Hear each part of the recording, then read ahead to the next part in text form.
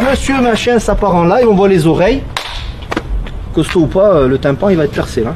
Normalement en self-défense, on vous apprend à donner des coups de poing, bien viril, type boxe ou quoi.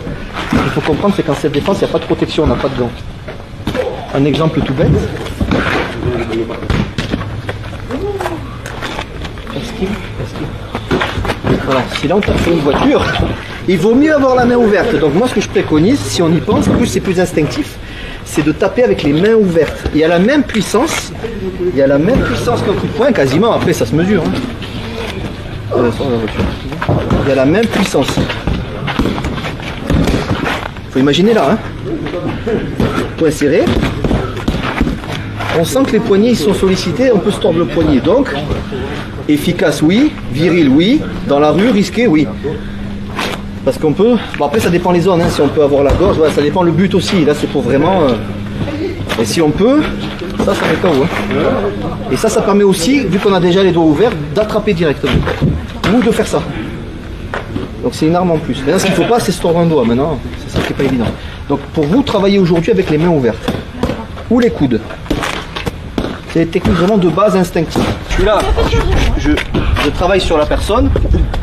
Maintenant, il esquive. Là, le point, il sort. Hein. Moi, je privilégie les mains ouvertes, en self. Hein. Sauf quand tu as vraiment l'occasion, tu as une belle partie tendre, genre charal.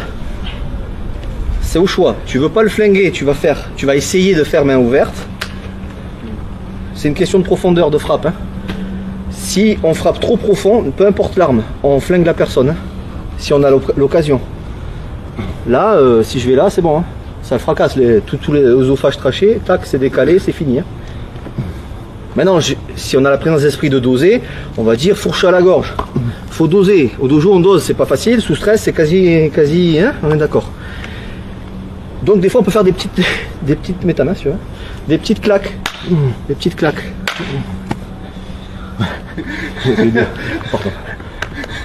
Ça.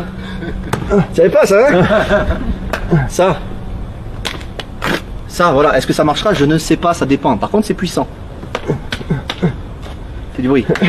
Ok, mais là, il est gentil. Il se laisse faire. À la première claque, il va s'énerver. Et pensez que c'est ça, hein, là. Monsieur machin, ça part en live, on voit les oreilles. Costaud ou pas, le tympan, il va être percé, là. Ça veut pas dire qu'il va être KO. Il y a de grandes chances qu'il tombe. Hein. Il peut arriver en disant, hein, qu'est-ce que tu dis? Si tu souhaites aller encore plus loin, à savoir décupler tes connaissances en self-défense, devenir confiant et efficace en situation réelle, mais ce que je t'invite à faire, c'est à cliquer juste ici.